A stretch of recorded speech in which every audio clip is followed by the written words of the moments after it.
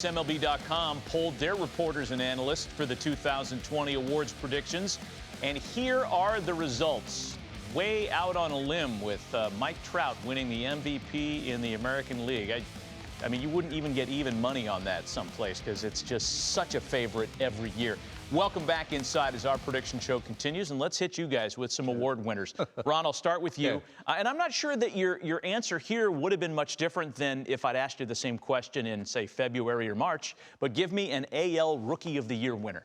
Well, my picks are going to be very A's-centric for some reason. Jesus Luzardo is going to be my pick in the American League. I think he's a young player on a good young team.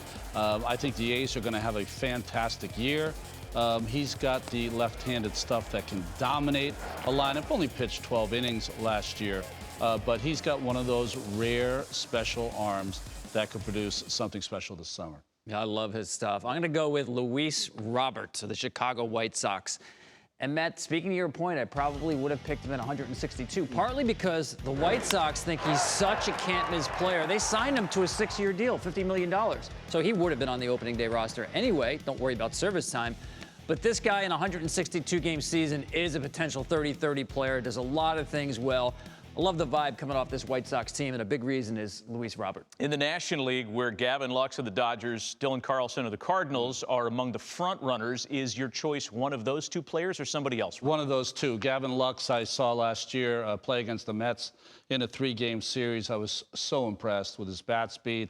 Ended up hitting a home run against Noah Syndergaard on that evening. He just, he just seems like the natural guy that finds playing baseball pretty easy. He's got some great pop, and I think a good defensive player. I just think playing on that team with all the eyeballs on you, I think is going to produce a Rookie of the Year, and the Dodgers always get a Rookie of the Year. It's true. I'm with you, by the way. I just love this guy's stroke. You know, he was a really good hitter when he was first drafted. He's grown into power. He's got tremendous pop now. Hit .347 in the minor leagues last year. Is on their postseason roster last year. Not afraid of any situation. Yeah, it's a good call. I love Gavin Lux as well. Unanimous on a Wisconsin boy, a cold weather kid, winning a postseason award in baseball. It can be done. All right, Ron, let's move on to AL Cy Young. The AL Cy Young, I'm going with, we saw a lot of our talent guys. Garrett Cole is going to be my pick also. I think he's the most dominant pitcher in the game in a way that he dictates the at-bats. He seems to me to almost bully hitters when he gets out there. And you could have made a point of him winning the Cy Young last year. Got beat out by his teammate Verlander. He won't be beat out this season. I can't argue he is the best pitcher in the American League. But in a 60-game season, I'm going with the old guy, Charlie Morton. Oh, wow. Because I figure over, what's he going to get, 11 starts maybe, 12? Charlie Morton's stuff is going to play up. He doesn't have to worry about making 32 starts. He get to 200 innings last year or thereabouts.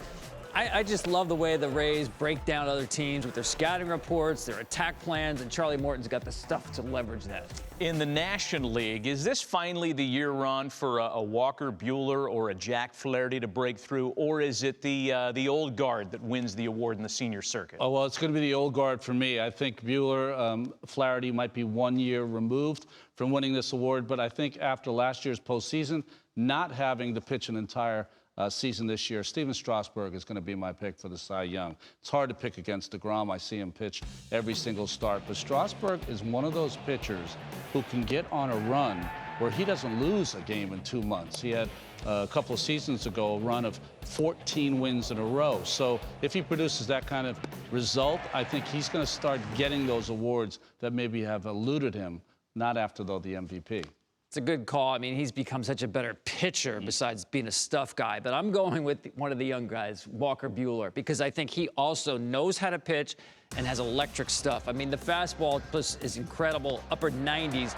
But it's what he's able to do, making adaptations in the course of a game because he's got so many different weapons. And I think he's a fierce competitor. He's been on the postseason stage. His time is now, Walker Buehler.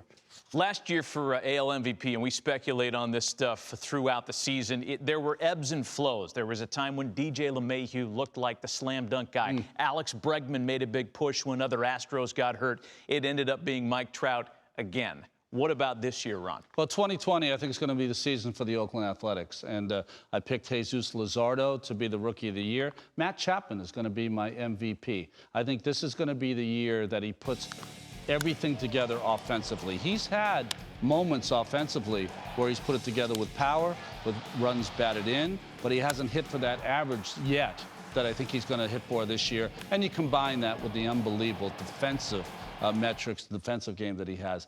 Chapman is kind of my dark horse pick. I'm going to pick someone from the Los Angeles Angels who's one of the best all-around players in the game. And it's not Mike Trout. Anthony Rendon. I mean, listen, hitting behind Mike Trout, I mean, what a spot to hit in a very deep lineup, probably Ohtani behind him. And I think this guy, we've seen him in the postseason, even during the season. I mean, he's a great two-way player, unbelievable with runners in scoring position, has such a great approach at the plate that, to me, is really slump-proof. I think he's going to make an impact immediately on that Angels team. I know you like low heart rate guys, and he's just a guy that just never seems to mind anything. In the National League, Belly and Yelly, right? That's the big narrative between Cody Bellinger and Christian Yelich. Is there somebody else on your radar, Ron, in the NL? There's got to be room for Mookie, right? I mean, Mookie Betts, this is his 60 games to prove what kind of contract he's going to get. Talk about low heart rate. Here's a guy that makes playing baseball look easy. I just think he's going to be positioned perfectly in that real potent Dodger lineup to do what he does best, and that's catch the baseball, hit it out of the ballpark, and do what he does. To me, he's like, you know, if baseball had Steph Curry, he's Steph Curry. I mean, he has so many skills and gets the job done. I love watching him play. Yeah. And I think he's going to help Cody Bellinger win the MVP by getting on base. And listen, he's a great base runner, so anything in the gap, he's going to score from first base. You know, I mentioned Bellinger, a guy with Triple Crown potential.